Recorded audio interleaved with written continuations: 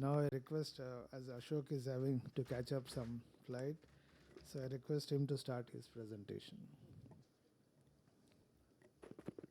So good morning, everyone.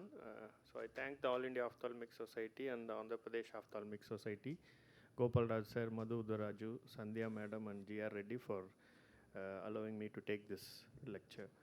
So I'll be just sharing our works of collaborative work with engineers. So as you know, all the innovations in ophthalmology, right from phaco machine, autorefractometer, it's all not just the medical knowledge. There's so much of engineers that have worked in producing all these very useful products. So as doctors, we know we have the problems in mind, and engineers, they have the solution. The only thing is we have to just communicate with them in the right way, so that together we can bring out so many other innovations also. So as you know, there's so much of innovations happening, right from diagnostics, surgical innovations, and also daily vision care related things. And also teleophthalmology is catching up very quickly. So in Arvind, so we looked for partners. So we started having MOUs with regional engineering colleges like Vellore Institute of Technology, Indian Institute of Technology, and we were to start with, we had some discussions, and with we found there were so many engineers quite interested in doing some projects, because we have the problems in mind and they all need some important problem statement to work upon. And so this started like having hackathons within our hospital. So we have been having hackathons for the past 5 years. So every year we send some problem statements. We collect problem statements from our doctors, from our ophthalmic nurses, on the problems they face every day, because we work every day. We recognize so many problems, and we just accept the problem that this cannot be altered or something. So we collect problem statements, and then we shortlist some of the important problem statements, and we give those problem statements to the engineering students. So they then distill out much shorter number of problem statements, and they start working on it for a month or so, and then we all come together on a single day, on the hackathon day. So for around 36 hours, we start working on developing prototypes for the work which we want to have.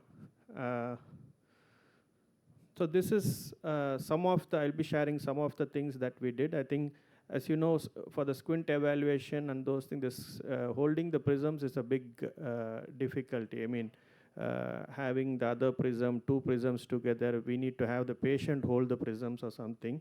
So we didn't have a good prism holder. So then when we discussed this problem, I think there were engineers who came up one, and they developed these kind of prism holders with the help of a 3D machine. And this prism holders can hold 50 diopter prism, and also a very low power prisms also. So, and now we are using this thing, and so this doesn't need the help of any of your ophthalmic assistant or your the patient.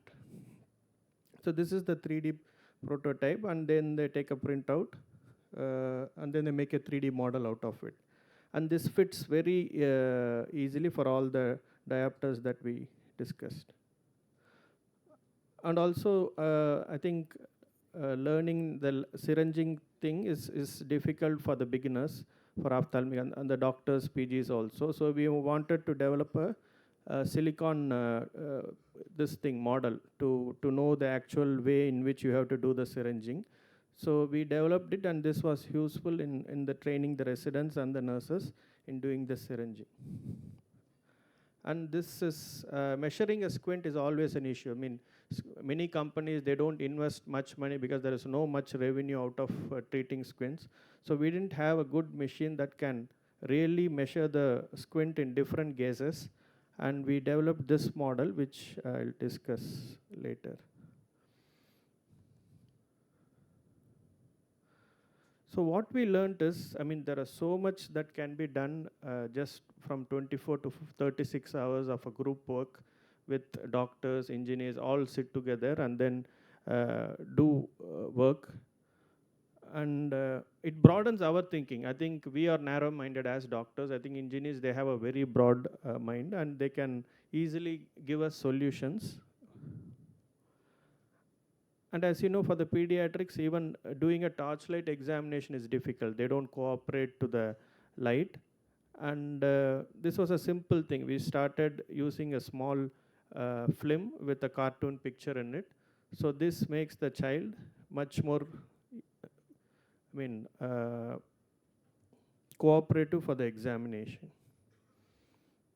And doing an indirect ophthalmoscopy is difficult even for an adult. I mean, we hold their hands, we move the finger this way, that way to do the indirect ophthalmic examination. And this is just a wrist watch with a projector, which we routinely see in the markets. So we used this as a thing to focus the child. And then we had another engine, because you need to just keep pressing the button to have the picture on the wall. So then we had an engineer who helped us in making it on all the time, and also it had a this thing, adjustable thing, so that you can easily move around and do the examination. So so we collaborate with other engineering companies, and we have come up with many notable products like an XNet S-Fix and saline load sensors.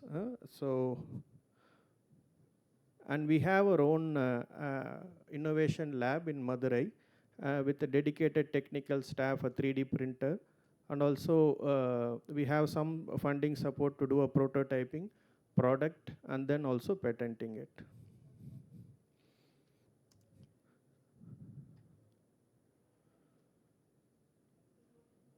Audio.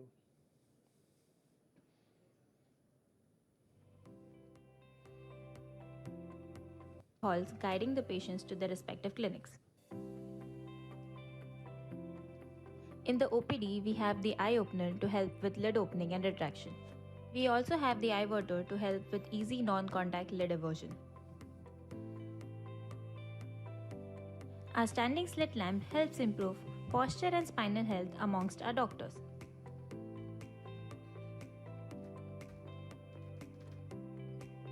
Let me now take you to our operating theatre and the area for administering subtenous anesthesia. Here we have LumiZoom, where the user gets better magnification and clarity for providing easier blocks. At our wet lab, we see SAFE, spring action apparatus for fixation of eyeballs to provide proper fixation, and has eagerly decided to enroll himself into the fellowship program. Dr. Venkatesh gladly welcomes him on board and suggests that he take part in the upcoming hackathon. Akshay chooses to take up an issue that is close to his heart since his early training days: how to enhance surgical training early in one's career. He envisions a program wherein a mentor can oversee the trainee's surgeries and hand movements, even remotely, and offer support whenever necessary. Through the hackathon, with the support of his team, Akshay came up with Golf, GoPro Operations Live on Facebook, clubbed with hand movement recordings. This was to aid surgeons with learnings in their first few surgeries. The feasibility and reproducibility take the stalwarts by surprise, and they are eager to implement. The third hackathon I went to. So I've been working on problems related to squint evaluation, and to me it was an eye-opener on how quickly engineering students could understand squint evaluation and all that is involved in the process. This is something doctors struggle with. So they came up with solutions that was way beyond what our problem statement described.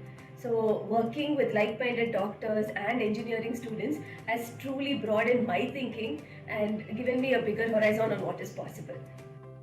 Here, we see a healthy culture of pursuing quality research with an inquisitive mind, looking at all available innovative opportunities. The system also helps bring ideas that cater to people in need through tech and product development support. A great example would be the saline load sensor, wherein entry segment phaco machines also have sensors to warn of saline levels, avoiding surges and intraoperative complications. Our sister concern, Orolab, has taken up the idea and has incorporated the same into their latest phaco machines to bring a higher standard of care to the deserving across the world. The XNIT method of scleral fixations will further advance the field of ophthalmology while restoring sight to millions of eager eyes waiting for that one bright ray of hope. So, so as you see in the video, it's not like many high fund gadgets. I think there are many problem statements that we come across every day. So the innovations are very small, right from the clinical care to the patient care flow or the surgical difficulties that we face. I think small difficulties that we have, I think we can easily work with the engineers. And it's good that, I mean, many forums have come and they are promoting innovations, right from ASCRS, AIOS, APOS. So all these societies, they give so much of importance now for innovation, and many innovations are receiving awards also. And even LVPI has their own startup. So the take-home message is always good to have a local partnership with engineering colleges and also or a science center, or any engineer who is really interested and passionate in doing some research.